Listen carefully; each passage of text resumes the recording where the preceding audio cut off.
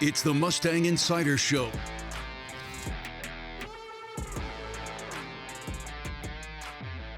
Hey everybody, welcome to another edition of the Mustang Insider. I'm Chris Sylvester, your host. We're talking all things Cal Poly athletics. A lot of fall sports teams doing good things lately. Men's soccer under first-year head coach Ogie Kennedy, they've had a terrific turnaround. Women's soccer, they've lived up to the expectations that they had in the preseason so far. And how about Cal Poly Volleyball? They traveled a whole lot during the non-conference portion of the schedule.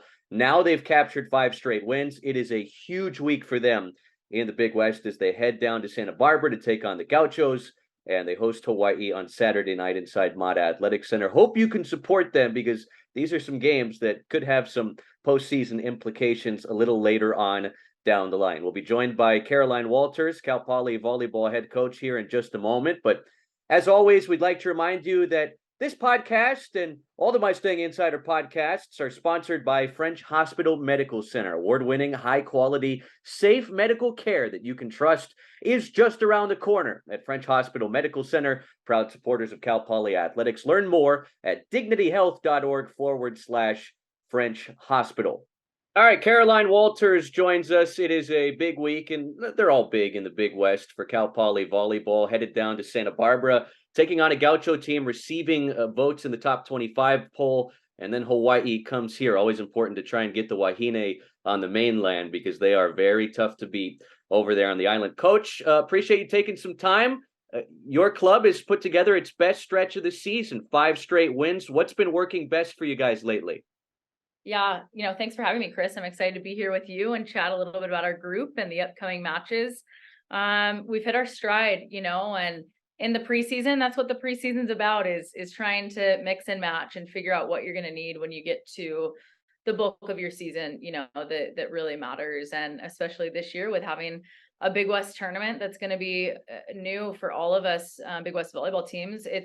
It's trying to figure out how to hopefully achieve one of those top 2 seeds to put yourself in a favorable position come that weekend late in November. So the preseason for us was very much, giving some people chances, mixing around rotations. We were in a 6-2 for the majority of that. So Emmy Bullis, our starting setter from last year, was only playing 3 rotations, and then we had a freshman coming in and setting 3 rotations. A little bit of that was because of some injuries we had in the middle position. So, playing around with some things. And then, gosh, what was it? Maybe a match and a half into Big West play, needed to go and flip to a 5-1, which Emmy is super comfortable doing, having had success in it last year. And we haven't looked back since, but we have the ability to flip back into it if we need it, which I think is one of the absolute, best things that came from preseason, was getting those young freshmen a lot of reps. And, it's going to be seamless if we need to flip back into a 6-2 for a stretch of points, for a set, whatever that may be. So,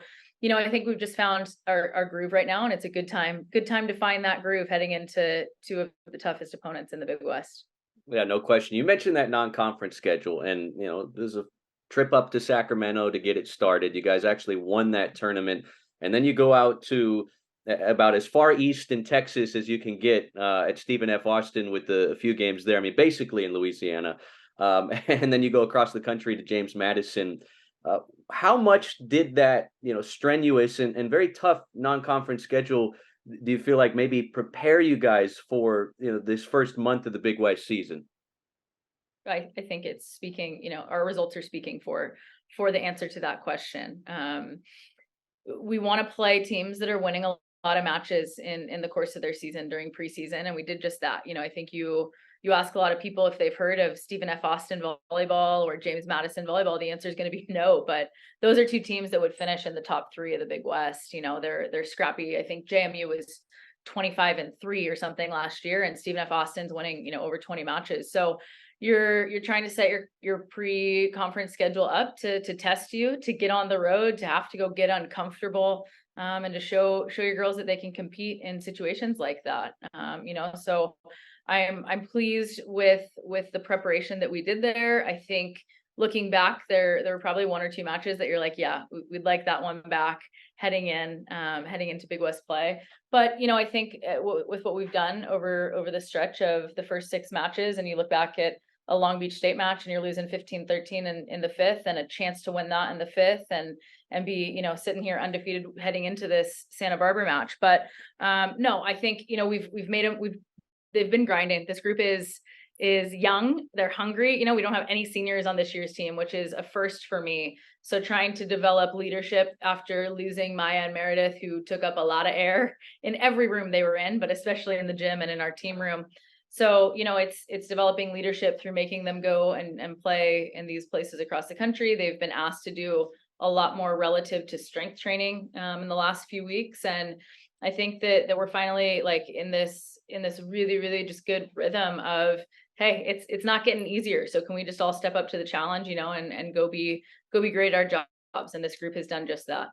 Hey, your team has kind of earned the nickname the cardiac Cal Poly Mustangs. You guys have 4 reverse sweeps this year. Is this one of the more resilient bunches you've been around? And is there anything to that? I mean, obviously, as a coach, it's always stressful when you get to a 5th set, and you'd rather get it done in 3 or 4. But the ability to come on back down 2-0, not once, not twice, not 3 times, but 4 times already this year. What is that all about? It's rare. I have to color my hair every 3 weeks now instead of every 4 weeks. They're bringing out the gray hair, but I think in my career prior to this, I honestly can't remember. Like, I think I can count them on one hand in a combination of the 14 prior years of the number of times that teams have done this. So, you know, at the beginning, you do it once, you're like, oh, that was stressful. You do it twice, you're like, let's not make this a pattern. And now that we've done it 4 times, you know, I think you look back and you're like, is this group just slow at starting? And I think that's what we thought at the beginning. And then now that we've done it a few times, it's like, hey, we are super resilient. We're finding ways to play really good volleyball when it matters the most with our back against the wall. Would you like to play a little bit better early in matches? For sure, but that's not this game, you know. And being atop the Big West for quite a few years, like every single team in this conference, like they're circling this match against us. So we know that we're going to get everybody's best every single night, you know. And I think that our girls have played really, really well down the stretch. And they have confidence in it too, right? So now it's like, hey, we're never out of it. You're down 0-2. Like, let's figure this out and let's push it to 5. And we like our chances when we get there. And I think being up, you know, 2-0 or 2-1, right? We have that experience of we don't want to get there with another team. So I think it's been a lot of learning lessons, and it's just a lot more volleyball points you get to play. You know, at the end of the day, you win in 3, you're playing X amount of points. You go down 0-2 and you have to force it to 5. You're playing almost another full match of volleyball. So for this young group, I think it's been great. It just keeps providing a lot of learning opportunities for them. Yeah, certainly some marathon matches that you guys have been a part of so far, but whatever it takes to get into the win column. I want to ask you about Tommy Stockham. She's the reigning Big West Offensive Player of the Week. Just recorded her 1,000th career kill. You mentioned, you know, Maya and Meredith departing from the program, graduating after last year. And when you were an assistant and early in your head coaching tenure, you had the Van Windens. And it seems like Tommy is of that same type of pedigree. What's made her so effective, and how much has she grown since she's come to this program? Yeah, I mean, 1,000th career, you know, in a Cal Poly jersey, and a few more if we combine the year at Indiana. But I think Tommy's matured a lot over her career here. You know, she's got an absolute cannon of an arm. Like she hits the ball harder and a little bit different than I've seen at this level in a long time. So we've known that since she got here. We've known that she can kill balls, but really, I think the development for her of her game, like in this off season, she's become a better blocker. She's become more consistent with her serve receive passing. She's engaged as an off blocker defender, which is something, you know, that she struggled with in the past, and with maybe giving a little bit of effort as in some transition plays. And I think we're seeing a more consistent Tommy. You know, in years past, it would be like this breakout aha match, and then maybe she'd disappear for a match or a few sets. And I think now we're getting a lot more consistency from her, which has been great for us. Obviously great for her teammates to be able to depend on. And then, you know, when you do that as a player, that's when you start to find your voice as a leader too. So I think it's given her the confidence to take the reins, you know, of this group along with some of our other kids. And yeah, we like what's happening. We hope we can add quite a few more kills to that record, not only this weekend, but in her next year and a half with us. Emmy Bullis was also an award winner this past week, the Big West Setter of the Week. You know, as you've evaluated this team, and you mentioned that you gave some extra opportunities in the pre-Big West portion of the schedule, who have been some players that you feel like have really taken a leap as the year has gone along. Like there's a noticeable improvement from practicing in the summer, getting ready for the start of the season, and here we are in the middle of the Big West season now. Yeah, you mentioned Emmy, and I want to touch on her for a second, just because she was so great for us last year and was an all freshman Big West selection. And then, you go into the off season and she's playing really good volleyball, and we are where we are in preseason with a few injuries in our middle position. And it was not because Emmy couldn't set the ball at a high level. It was because we just needed, some different defenders and a different look offensively. And you talk about how you want, like if you could imagine how the best response from a player like that, when you give him that info, that's exactly what Emmy gives to us on a daily basis. We're like, hey, we think we're going to run a 6-2. And she's like, whatever's best for the team. And I think it's that attitude that is driving this team forward. I think we have a lot of people that are like-minded like that and aren't selfish, and in what is best for the team might not necessarily be what's best for them, but they're going to do it. So I really just appreciate that attitude, and it's been cool to see her take this leap into running a 5-1 and dumping a little bit more and getting some blocks where she hasn't been allowed the opportunity to block a lot in practice, and it's like making no excuses and just going and doing it at a high level. Kate Slack is another person that comes to mind when you ask about that, more so from like last season to this season. I mean, she was lowest on our team in attempts.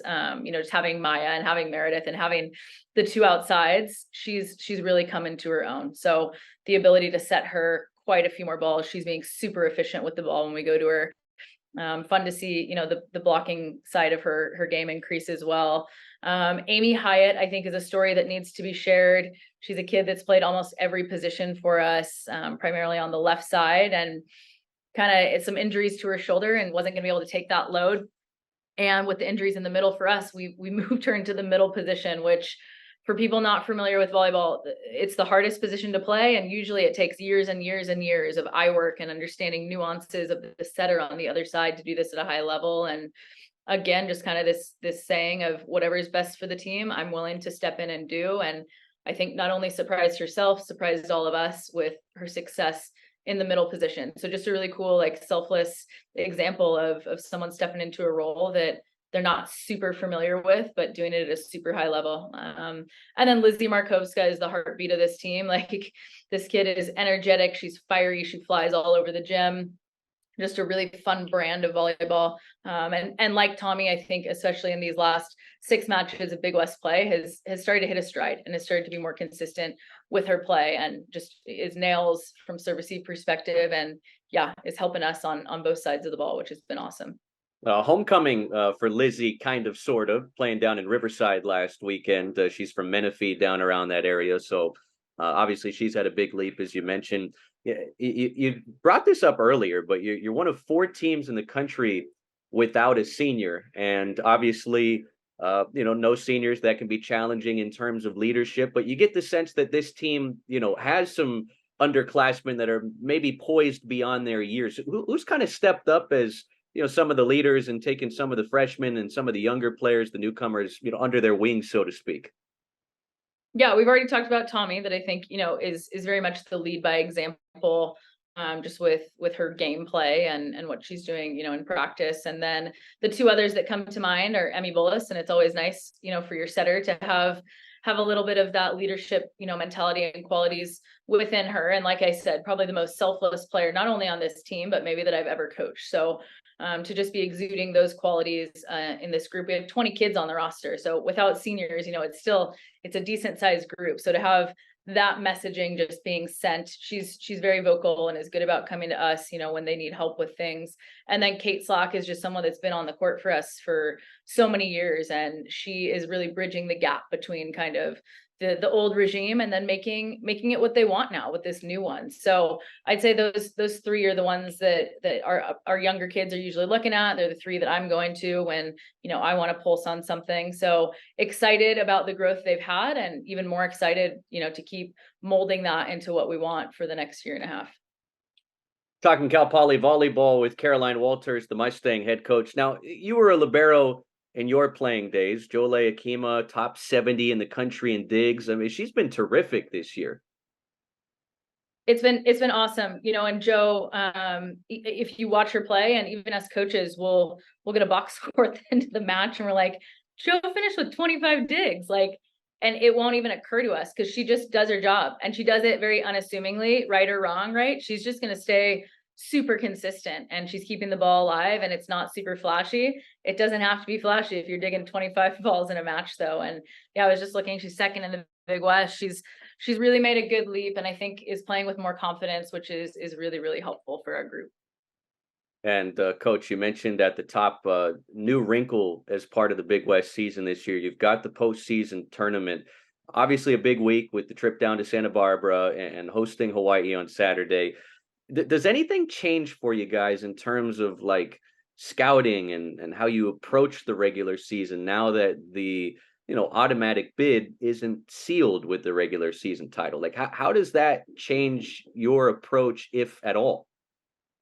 Yeah, I don't think it changes it a ton, and something we always preach year in, year out since I've been here is we want to be playing our best volleyball in late November, and that really fits this mantra well, because if you win that tournament, you're going to the big tournament. With our group, I think it's making sure they understand you have to be in the top 6 to get into this tournament, right? And then in the last few weeks, it's starting to bring up this idea of like, hey, this goal needs to be that we're going to be a top 2 seed in this thing, because that first round bye is going to be crucial. I mean, after going through and playing Long Beach at Long Beach, and seeing Irvine, we're going 5 with San Diego. This conference, Northridge just beat Long Beach the other day, right? Like this conference, these teams have the ability to go to battle with each other on any given night. So to be one match removed from all of that craziness, I think could give us a huge advantage. So, it's giving them that knowledge early, like we need to handle our business, and we're in control of this very much for the rest of the season,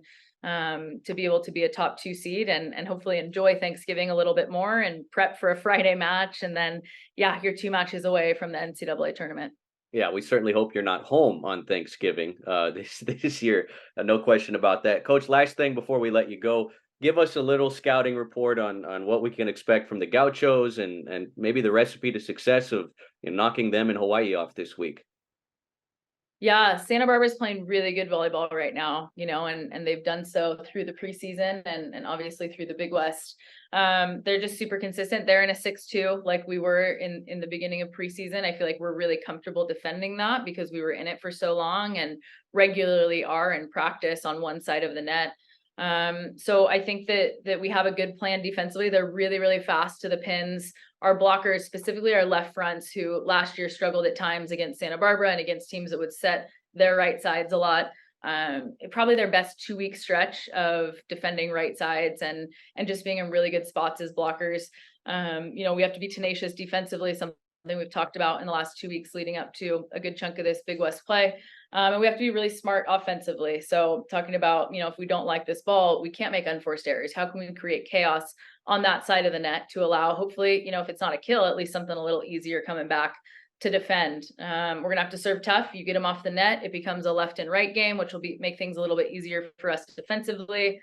And then we have to pass the ball at a high level. If we can do that, I like what we'll be able to do offensively against them. And then, yeah, Hawaii and Mott, I mean, it's electric as always, a match that typically is selling out for us. And we've had their number at home the last few years. And as you mentioned, it's tough to win over there on the island. And I think they feel like it's tough to win here at Cal Poly, but a lot of respect for all programs in the Big West, but specifically, with these two being two of our bigger rivals over the year. We're excited for these 2 matches ahead. Super fun week in the Big West. Cal Poly heads down to Santa Barbara and then Hawaii here. Mott, 7 p.m. Saturday night. You got to get out there. I mean, what else are you going to be doing in SLO on a Saturday night in mid-October? Support the Mustangs. Coach, best of luck this week. We've had a lot of fun watching you guys get better as the year's gone along, and hope we have another conversation soon. Perfect. Thanks, Chris. This has been the Mustang Insider Show. The preceding has been a Learfield's presentation on the Cal Poly Sports Network.